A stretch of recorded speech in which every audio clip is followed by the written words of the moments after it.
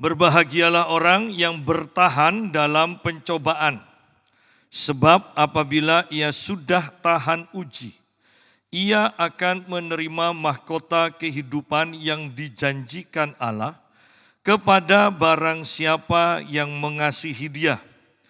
Apabila seorang dicobai, janganlah ia berkata, "Pencobaan ini datang dari Allah," sebab Allah tidak dapat dicobai oleh yang jahat, dan ia sendiri tidak mencobai siapapun. Tetapi tiap-tiap orang dicobai oleh keinginannya sendiri karena ia diseret dan dipikat olehnya. Dan apabila keinginan itu telah dibuahi, ia melahirkan dosa, dan apabila dosa itu sudah matang, ia melahirkan maut. Kita berhenti sampai sini dulu.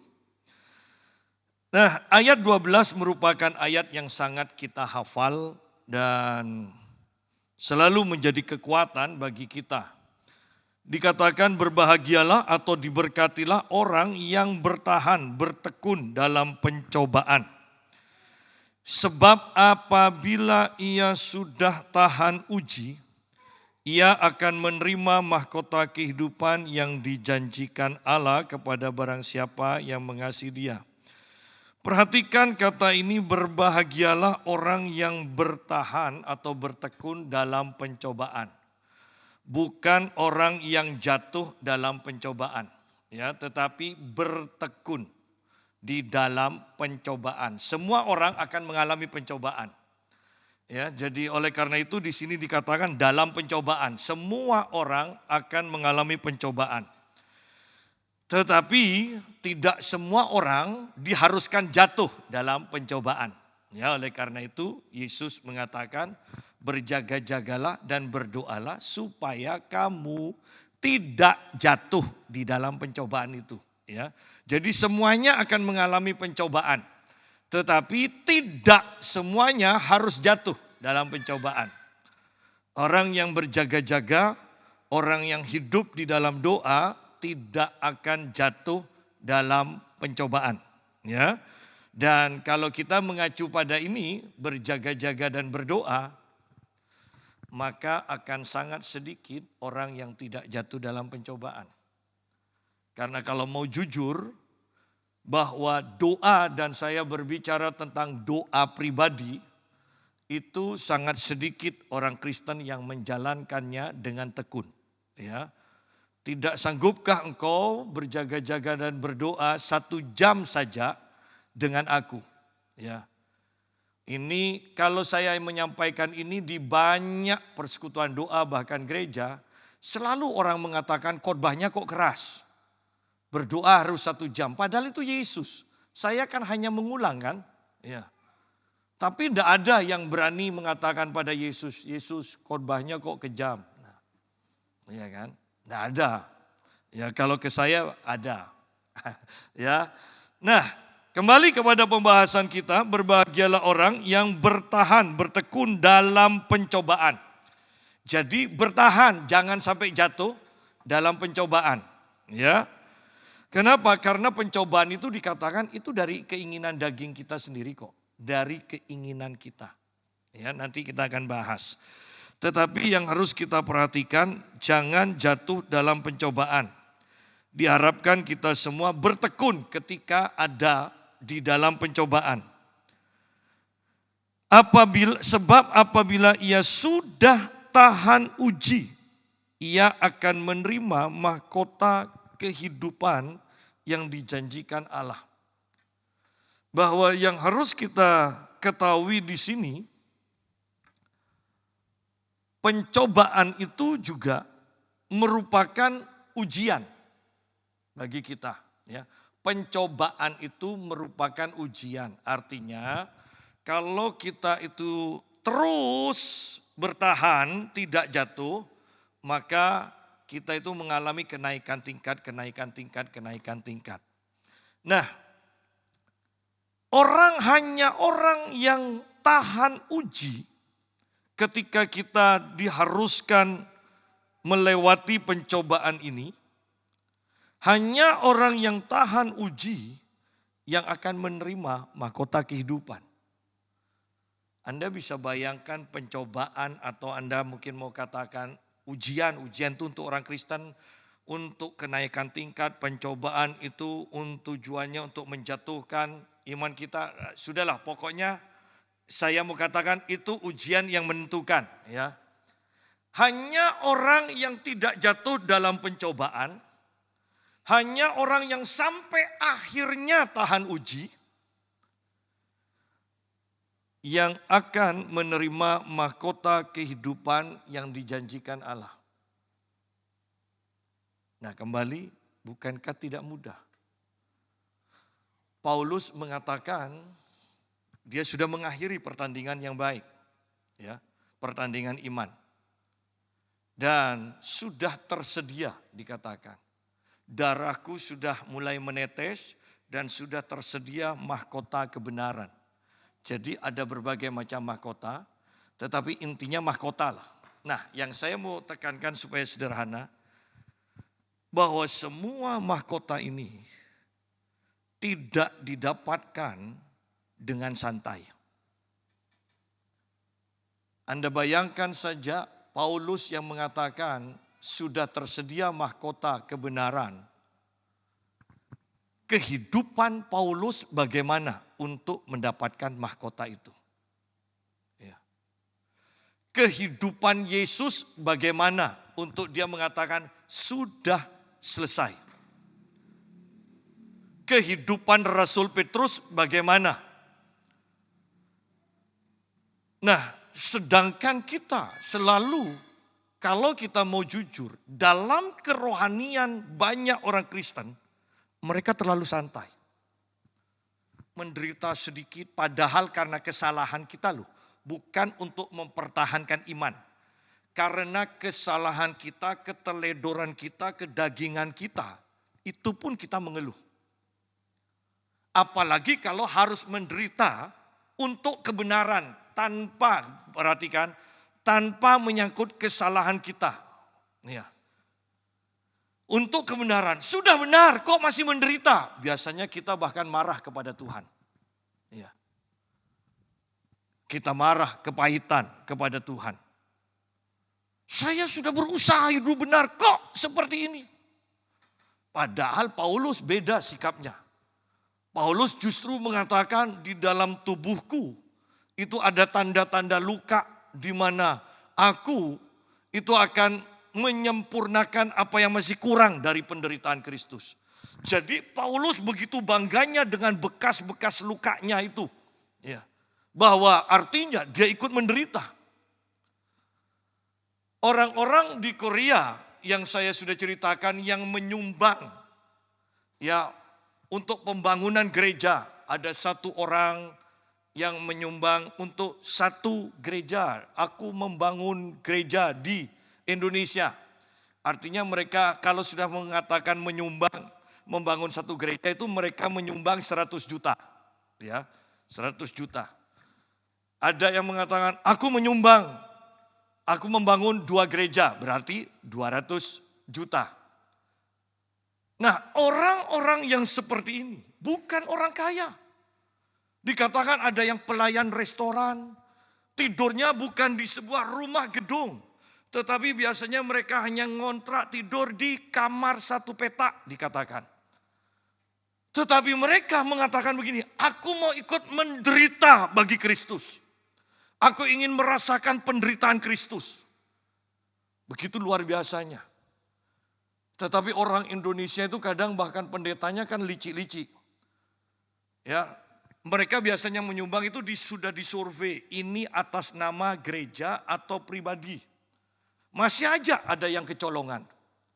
Ya, ada yang untuk beli rumah pribadi. Ya, tetapi luar biasanya orang Korea ini mengatakan sudah tanggung jawab saya adalah menyumbang untuk membangun gereja. Apa yang mereka lakukan itu tanggung jawab dari Tuhan, tapi itu tidak akan menghentikan saya untuk bekerja dan menyumbangkan uang untuk membangun gereja. Nah, perhatikan sekarang. Bagaimana dengan kita? Bagaimana dengan gereja-gereja di Indonesia? apa yang sudah kita lakukan untuk menderita bersama dengan Kristus. Oh berat, di sini dikatakan, sebab apabila ia sudah tahan ujian. Bahwa ketika menghadapi segala pencobaan, ingat pencobaan itu adalah keinginan kita sendiri, dikatakan nanti ya. Keinginan kita sendiri. Bahwa rencana Tuhan adalah kita memberi misalnya. Keinginan kita adalah kita ingin mendapatkan lebih banyak lagi. Nah, berarti ketika ini keinginan Tuhan yang tidak terjadi, maka berarti kita tidak tahan uji. Artinya bahwa mahkota kehidupan sungguh-sungguhkah akan menjadi bagian kita. Ini diberikan di akhir loh. Diberikan di akhir. Nah, kalau lihat model dari kebanyakan orang Kristen, sungguh-sungguhkah mahkota kehidupan ini akan menjadi bagian dari orang Kristen? Ya. Ini butuh kedewasaan untuk kita mencerna ayat ini. Ayat yang biasanya menjadi penghiburan bagi setiap orang Kristen yang menderita. Ia akan menerima mahkota kehidupan yang dijanjikan Allah kepada barang siapa yang mengasihi Dia. Karena kalau kita tidak mengasihi Tuhan, kita tidak akan tahan uji. Kalau kita tidak mengasihi Tuhan dengan segenap hati, maka kita akan lebih banyak memilih keinginan-keinginan duniawi. Sehingga jelas kita tidak akan mendapatkan mahkota kehidupan. Oleh karena itu kembali saya ingatkan hukum pertama, kasihilah Tuhan dengan segenap hati, segenap jiwa. Perhatikan kata segenap. Berarti keinginan Tuhan adalah tidak ada kemungkinan untuk hal yang lain kita kasihi. Karena apa? Karena sudah segenap. Segenap berarti sudah tidak bisa diisi oleh apapun juga untuk kita kasihi. Bandingkan dengan 10 hukum Allah. Ya. Hukum pertama adalah jangan ada ilah lain di hadapanku. Perhatikan di sini. Kenapa perhatikan? Bukankah ini sama? Dengan segenap hati mengasihi Tuhan, perjanjian lama mengatakan jangan ada ilah lain di hadapanku. Kalau tidak ada ilah lain berarti itu sama aja dengan mengasihi, menyembah Tuhan satu-satunya. Tidak boleh ada yang lain. Jadi sebenarnya perjanjian lama, perjanjian baru. Itu sama kok. Ya, sama. Nah, bahwa mahkota kehidupan hanya akan didapatkan oleh orang yang tahan uji. Mahkota kehidupan hanya diberikan kepada orang yang mengasihi Tuhan dengan segenap hati. Tanpa ada ilah lain. Tanpa ada sesuatu yang lain. Ya. Dan di dalam perjanjian baru dijelaskan bahwa engkau tidak bisa mengabdi kepada dua tuan. Kepada Allah dan juga kepada Mammon. Tidak bisa. Harus pilih salah satu. Oleh karena itu semakin kita kudus itu akan kelihatan kok. Keinginan kita, keinginan itu akan semakin sedikit, semakin sedikit, semakin sedikit. Itu akan semakin disusutkan. Dan Anda akan lebih fokus, lebih mengasihi lagi akan Tuhan Allah. Baru itu adalah kerohanian yang benar. Seringkali kita terjebak, Tuhan berkati aku dan Tuhan memberkati kita. Hanya dengan pemikiran, dengan keinginan kita untuk membeli ini, punya ini, punya ini, punya itu. Tetapi orang yang kerohaniannya sungguh-sungguh meningkat seperti yang Tuhan inginkan. Keinginanmu yang dahulu banyak itu akan mulai berkurang. Tambah ingin Tuhan. Keinginan kita berkurang, tambah ingin Tuhan. Akan terus seperti itu. Sehingga di akhir zaman yang keadaan begitu menakutkan, tetap karena kita sudah tidak punya keinginan akan hal-hal duniawi ini, kita hanya menginginkan Tuhan, fokus pada Tuhan, menghadapi apapun juga, kita akan tenang.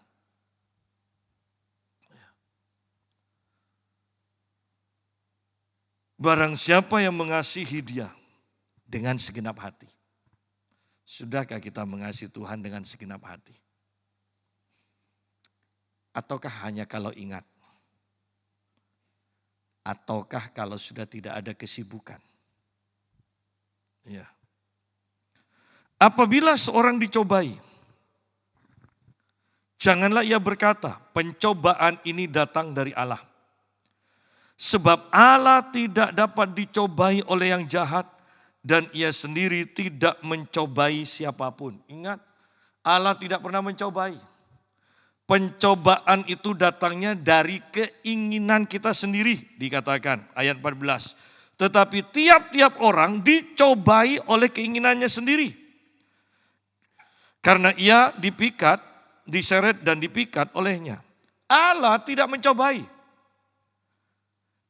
Sehingga jangan sampai kita berkata begini, Tuhan kenapa aku harus mengalami ini Tuhan? Kenapa engkau mengizinkan ini Tuhan? Kenapa engkau menaruh aku dalam pencobaan Tuhan? Tuhan tidak pernah mencobai. Sehingga jangan berdoa atau berseru kepada Allah dengan seruan-seruan yang salah, dengan tuduhan-tuduhan yang salah. Allah tidak pernah mencobai. Ya. Itu karena keinginan kita sendiri. Coba lihat di dalam kitab 1 Yohanes pasal yang kedua.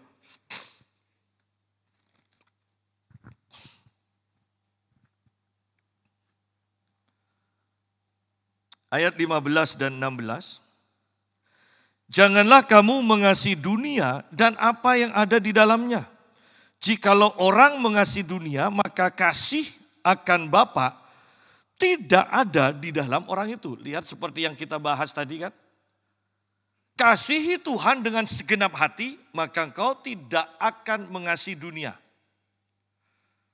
Tetapi kalau kita tidak dengan segenap hati, kita mengasihi dunia sedikit aja, maka perjanjian lama ya mengatakan dalam 10 hukum perintah Allah yang kedua.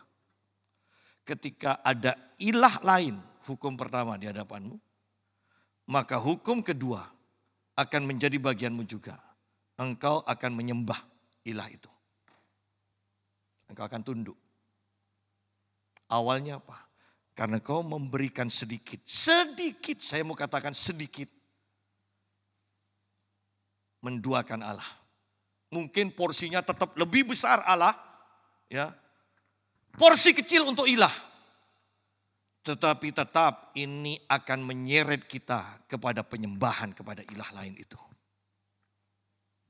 Sehingga pada akhirnya engkau akan jatuh lagi ke perintah selanjutnya.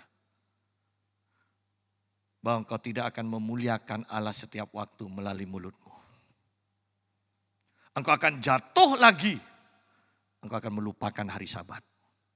Dengan begitu entengnya, engkau akan melupakan hari Sabat. Dan pada akhirnya, engkau akan mulai jatuh dalam dosa moral. Tidak menghormati orang tua, berzina, membunuh, mencuri, ya, berdusta. Kemudian pada akhirnya, engkau akan jatuh pada dosa yang mungkin engkau tidak katakan, ini kan remeh. Keinginan, jangan mengingini. Lihat ketika kita terus jatuh, engkau akan mempunyai banyak keinginan. Padahal kita sudah diajar, wajar punya keinginan supaya tambah semangat. Ketika engkau mengenal Tuhan Allahmu, tanpa keinginan pun, Tuhan tahu bagaimana menyediakan bagimu. Beberapa hari yang lalu, Saya teringat berpikir begini. Sudah berapa tahun ya saya tidak pernah dapat lagi rekening di atas 20 juta. Ya. Terlintas saja, bukan hanya ingin, terlintas. Dari pemikiran itu 2-3 hari kemudian ada rekening masuk 20 juta. Dan saya katakan, Om ini untuk apa Om? Ini untuk apa Tante? Sudahlah, kan Yusa sudah doakan Tante. Jadi terima aja berkat Tuhan. Lihat, saya tidak ada keinginan. Tetapi Tuhan sudah menaruh itu sudah lama. Kan itu saya tidak pernah pikir. Itu tiba-tiba masuk aja. Ternyata sebenarnya itu suara Tuhan, aku akan memberkati engkau. Kan seperti itu seharusnya. Dan itu yang terjadi.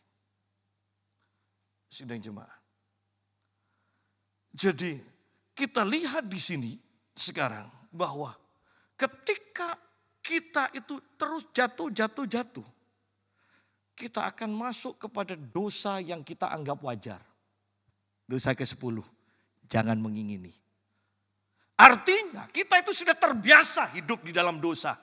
Sehingga itu dianggap oleh kita biasa. Tetapi kalau engkau sudah mengingini banyak keinginan. Itu tandanya engkau tidak menginginkan Allah lagi. Sedang jemaat. Janganlah kamu mengasihi dunia dan apa yang ada di dalamnya. Jikalau orang mengasihi dunia, maka kasih akan Bapa tidak ada di dalam orang itu. Harus pilih. Harus pilih. Dan jujur, banyak orang bahkan orang Kristen itu memilih mengasihi dunia. Sehingga gereja-gereja pun sekarang, gereja-gereja tidak model gereja, model diskotik. Kenapa? Karena mereka berpikir anak-anak muda daripada pergi ke diskotik lebih baik joget-joget di gereja yang model diskotik. Artinya Mesir tidak pernah keluar dari hati mereka. Artinya diskotik belum pernah keluar dari hati mereka. Justru diskotik masuk ke gereja. Ini kan konyol. Ini konyol.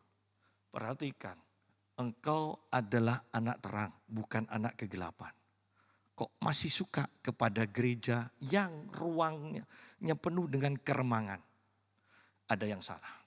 Percayalah, ada yang salah. Ketika saya mendengar, Pak Yusak tahu gereja ini besar yang sekarang terkenal. Utangnya itu bermiliar-miliar. Demi membuat gereja yang megah. Dengan videotron yang miliaran harganya. Mereka itu ngutang. Anda tahu kalau pelayanan sudah ngutang. Itu bagaimanapun juga pikirannya akan dipenuhi dengan uang. Beribadahlah dengan rasa cukup. Bukan karena kurang. Beribadahlah dengan rasa cukup. Ya. Oh, ini masa penampian. Saya percaya bahwa yang kudus akan semakin kudus. Yang cemar akan semakin cemar. Supaya jelas perbedaannya. Ya. Nah, selanjutnya dikatakan ayat 16. Sebab semua yang ada di dalam dunia, yaitu keinginan daging dan keinginan mata, serta keangkuhan hidup, bukanlah berasal dari Bapa, melainkan dari dunia. Berarti pencobaan kita itu bukan Bapa yang memberikan pencobaan. Pencobaan itu datangnya dari keinginan kita. Keinginan kita itu apa? Ini keinginan daging, keinginan mata, keangkuhan hidup. Semua keinginan itu keinginan yang ada di dunia ini loh. Keinginan yang berasal dari dunia, keinginan menginginkan dunia. Bukan menginginkan Allah. Ya. Ketika kau menginginkan Allah, engkau akan melepaskan semua yang ada di dunia. Karena tidak mungkin kita bisa menginginkan Allah, bersamaan dengan itu kita juga menginginkan dunia. Tidak mungkin. Ya. Nah, kembali kepada pembahasan kita. Ke dalam kitab Yakobus tadi.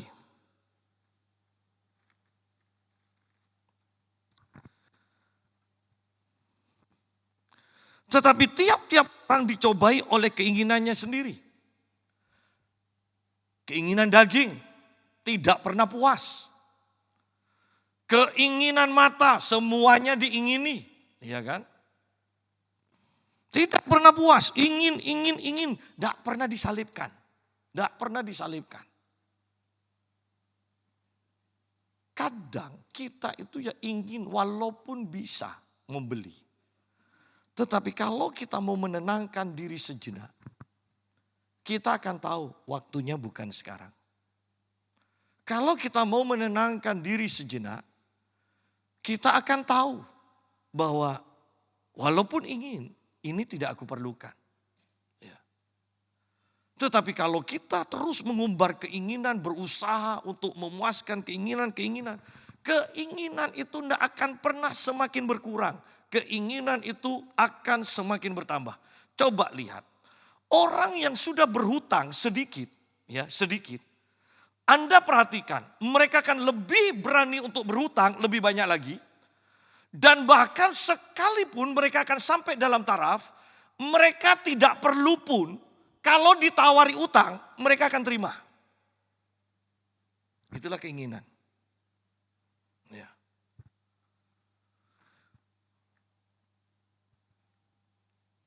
Seseorang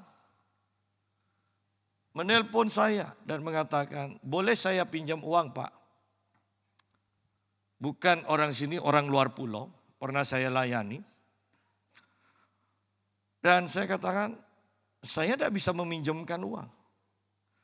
Walaupun saya ada, saya punya tidak banyak.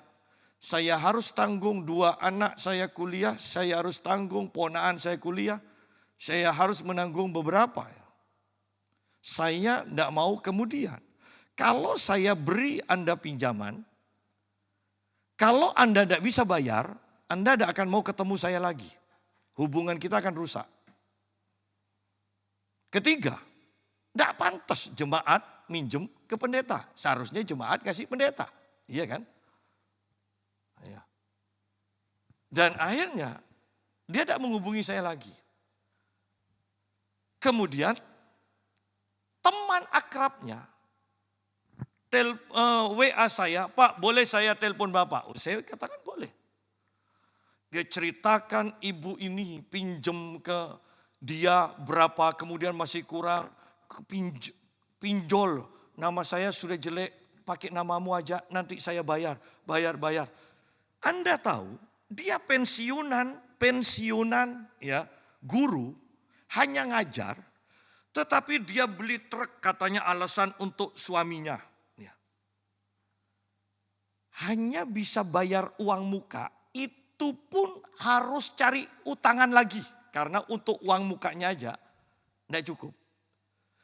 Seharusnya orang mau cicil mobil seperti itu, kan minimal punya cadangan 3 atau 4 bulan ke depan bisa bayar cicilannya kan. Tidak ada untuk bayar uang muka aja minjem. Kemudian selesai itu, dia beli mobil pribadi lagi. Ya. Sehingga setiap bulan hanya pensiunan guru. Dia punya utangan yang harus dibayar 25 juta minimal. Apakah pencobaan, ini dikatakan pencobaan, jatuh dalam pencobaan, datangnya dari Tuhan? Bukan. Itu dari keinginannya sendiri. Kenapa harus beli mobil pribadi lagi? Supaya orang tahu bahwa dia diberkati. Itu keangkuhan hidup. Lihat di sini. Itu keangkuhan hidup. Bahwa banyak orang dicobai itu karena keinginannya yang tidak disalibkan. keinginan dagingnya tidak disalibkan. Ya. Jadi sangat mengerikan. Sayangnya ketika dia sudah tidak mampu lagi untuk bergerak, untuk memenuhi kewajibannya, melunasi utang-utangnya. Kemudian minta doa. Doanya ingin cepat lagi. Loh padahal kan yang dijawab doa orang benar.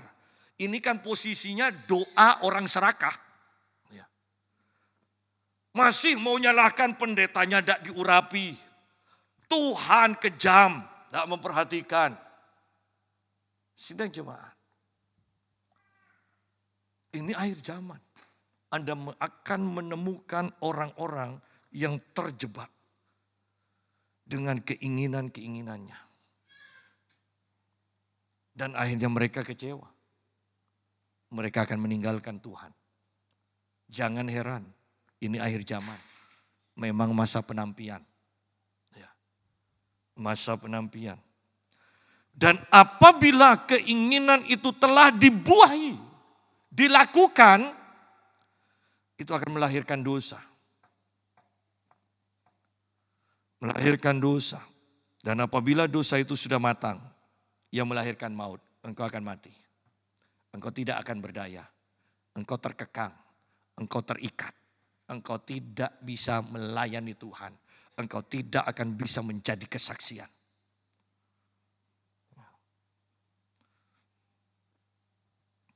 Banyak orang yang mempunyai keinginan. Keinginan yang terlalu besar. Yang tidak disesuaikan dengan kemampuannya. Banyak. Dan ini menimbulkan kehancuran. Ini kalau sudah waktunya, hanya masalah waktu. 1 bulan masih bisa bayar. Ngutang, 2 bulan, ngutang lagi, masih bisa bayar. Bulan ke-5, siapa yang mau ngasih utang terus tanpa dibayar? Maut, sampai juga pada akhirnya. Bagi saya, prinsip saya, tidak perlu kaya. Yang penting tidak punya utang bisa ngasih orang walaupun sedikit. Kan itu limpah kan? Kalau ada keluarkan limpah kan? Daripada punya uang 10 miliar tapi masih kurang, berarti kurang bukan limpah. Ya. Apalagi punya 10 miliar, utangnya 20 miliar. Anda tidak bisa tidur nyenyak. Kalau sudah tidak bisa tidur nyenyak, Anda akan berpenyakitan. Ini kalau diurut-urut, kalau penyakitnya gara-gara mikir utang, itu mau didoakan ya apapun tidak akan sembuh. Sembuh 2 hari, Anda mikir utang lagi, kumat lagi itu. Ya. Jangan bilang, Pak saya selalu dicobai dengan penyakit ini. Bukan, sudahlah, lunasi utang dulu, sembuh total itu. Ya. Bahkan saya mau katakan, orang yang terus berhutang, dan tidak bisa bayar, minta ampun ke Tuhan, bertobat, memulai hidup baru. Iya, Anda harus pergi ke tempat lain. Kenapa? Minimal untuk 1 orang yang utangnya tidak dibayar, Anda tidak bisa jadi kesaksian. Ya kan? Tidak akan bisa mengatakan Tuhan memberkati saya, Tuhan baik. Ingat, kan gitu kan? Sidang jemaat. Tapi jangan terlalu rohani juga. Ada yang mengatakan pada saya, Pak, ada pendeta yang mengatakan hutang itu dosa, tidak boleh berhutang. Saya jawab juga, loh kita pakai PLN itu sama air PDAM ngutang loh. Iya kan? Jadi artinya pengusaha boleh ngutang. Boleh, tetapi ingat, jangan sampai melebihi separuh dari pendapatanmu. Itu sudah tidak masuk akal. Sudah kalau lebih dari separuh dari pendapatanmu, engkau akan terikat terus. Engkau akan tertindas terus dengan hutang itu. Ya. Hati-hati. Pak kalau tidak modal besar bagaimana mau usaha? Yang sedikit demi sedikit sambil menata hati, itu akan lebih bertahan. Banyak orang yang katanya bangkrut dan saya selalu katakan itu bukan bangkrut. memang tidak punya apa-apa, ngutang, kemudian usahanya tidak jalan, kembali ke miskin lah. Memang dulunya tidak punya apa-apa. Saya ketemu dengan orang di Jakarta begini, pengusaha, ditawari untuk memperluas usahanya sama orang Cina, dan butuh dana sekian-sekian. Saya tidak punya uang, dia bilang. Loh, ngutang, namamu kan baik. Dia bilang. Enggak, dia bilang. Saya tidak mau ngutang. Dan dia katakan, bersyukur Pak, setelah itu COVID. Coba saya itu ngikuti ngutang, dia bilang. COVID, usaha tidak jalan, habis ya. Untung saya tidak terbiasa ngutang, dia bilang. Saya tidak punya utang, dia bilang. Jadi walaupun agak sepi, saya tetap bisa hidup. Saya tetap bisa bayar karyawan, dia bilang. Sidang jemaat, mari mulai sekarang salibkan keinginan-keinginan daging itu. Salibkan keinginan daging. Jangan ada ilah lain walaupun sedikit. Kasihi Tuhan dengan segenap hati. Segenap hati. Jangan 99%. Karena 0,1% aja cukup bagi setan. Kan Alkitab katakan jangan beri kesempatan pada iblis kan. Itu bahasa aslinya mengatakan jangan beri tempat berpijak. Berarti cukup satu telapak kaki. Dia akan geser terus. Bayangkan Anda buka pintu, tok tok tok. Buka pintu. Wow, iblis, Anda mau tutup, kakinya iblis sudah masuk satu, ini akan terus geser, masuk.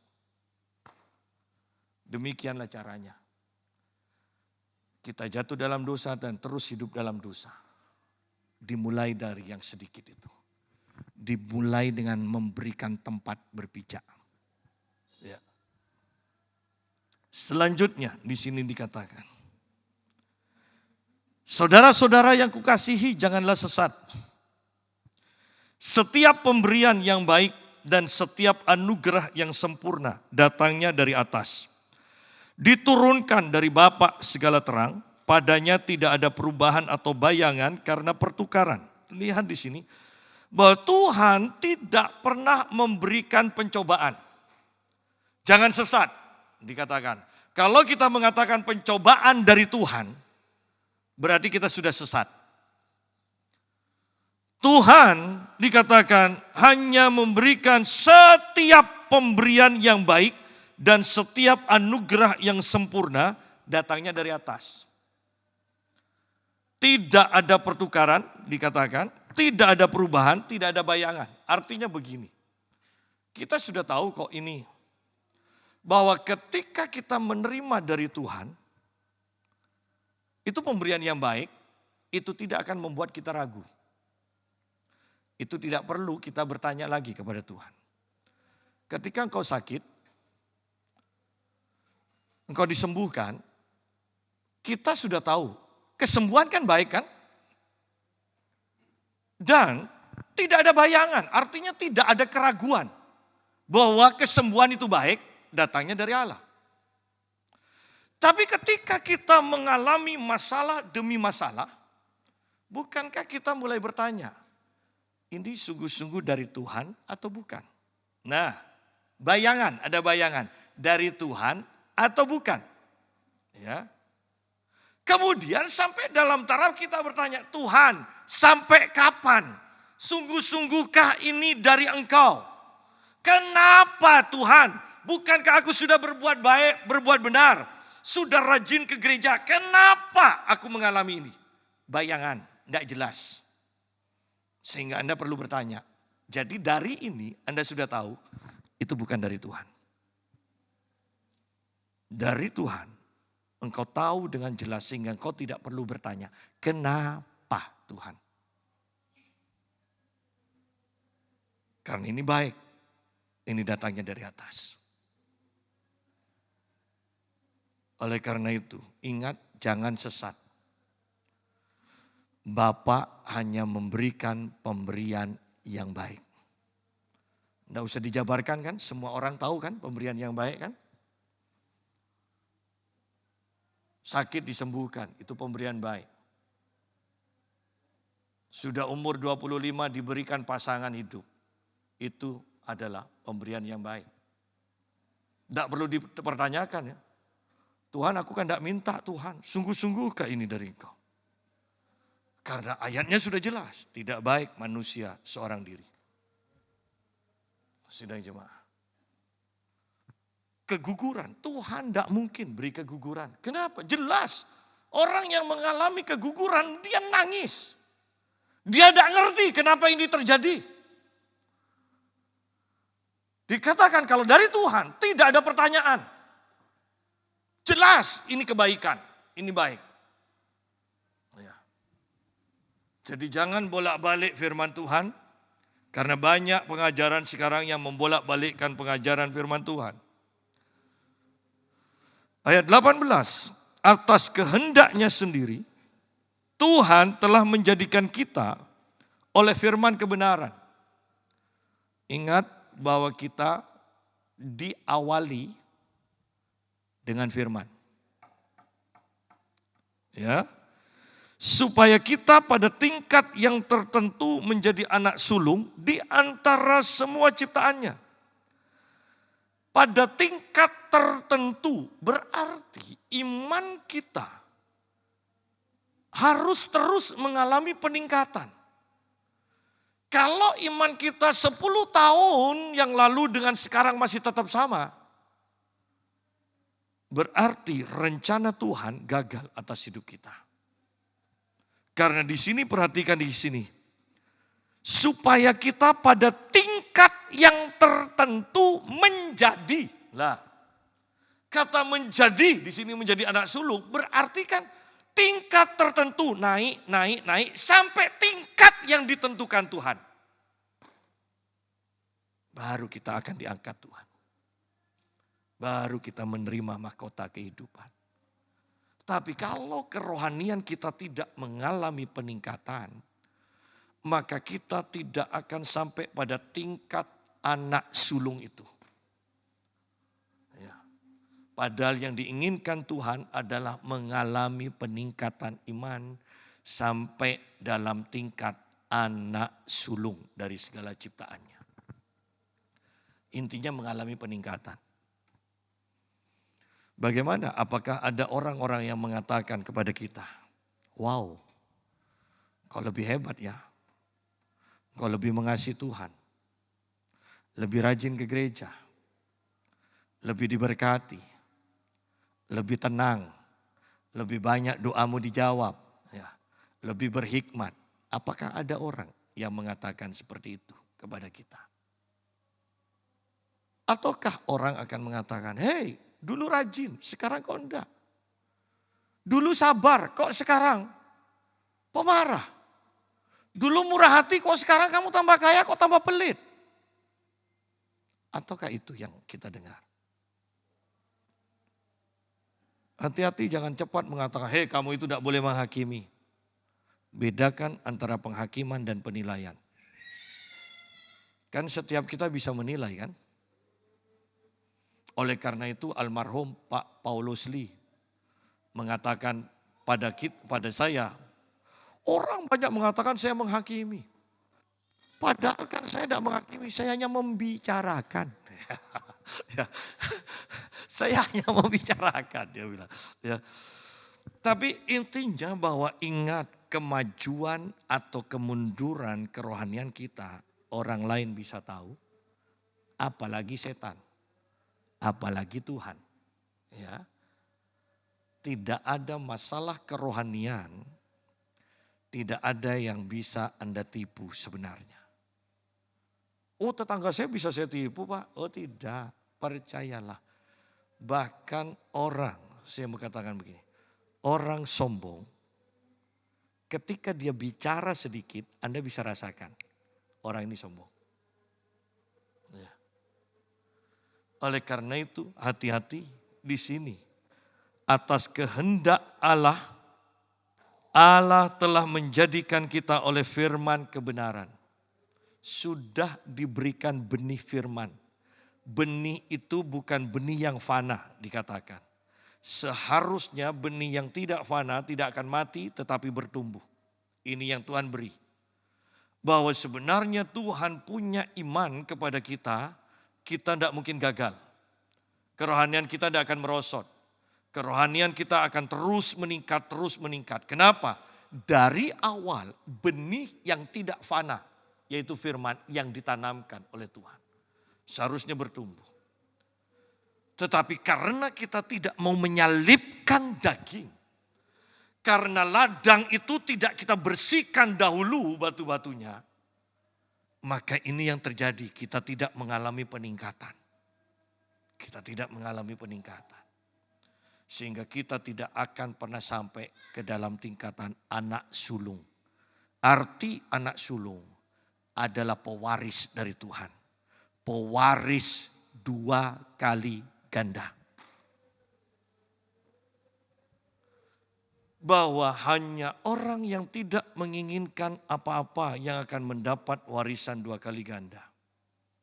Ingat, Elisa, dia meninggalkan segala-galanya, yang dia ketahui di pikirannya hanyalah ikut Elia. Ikut Elia. Ingat perkataan Tuhan Yesus kepada para murid, hei, semuanya meninggalkan aku. Apa kamu tidak mau meninggalkan aku? Dan Petrus kalau tidak salah, pokoknya murid Yesus menjawab, kami mau pergi kemana Tuhan? Kami sudah tinggalkan segala-galanya, kami hanya ikut Engkau, hanya ikut Engkau. Itu loh, para murid hanya berprinsip, hanya ikut Tuhan. Sudahkah kita yang ada di sini juga punya prinsip, pokoknya aku ikut Tuhan. Kemana aja Tuhan pergi, aku ikut. Apapun yang Tuhan inginkan, itu juga jadi keinginanku. Apakah kita sudah sampai dalam taraf seperti itu? Saya mau tekankan kembali. Ini akhir zaman. Anda mau usaha pegang pun di akhir zaman, semuanya tetap Anda akan tinggalkan kok. Mau sekaya apapun kalau kita mati, tidak mungkin bawa apa-apa. Ya, tidak mungkin, itu akan kita tinggalkan. Oleh karena itu mari kita berpikir jernih. Bagaimana dengan kehidupan kita sekarang? Sungguh-sungguhkah kita sudah menyalipkan segala keinginan daging ini? Sehingga kita tidak akan jatuh dalam pencobaan. Tetapi kita akan terus mengalami peningkatan, mengasihi Tuhan, mengalami peningkatan sampai mahkota kehidupan Tuhan berikan pada kita. Tuhan memberkati.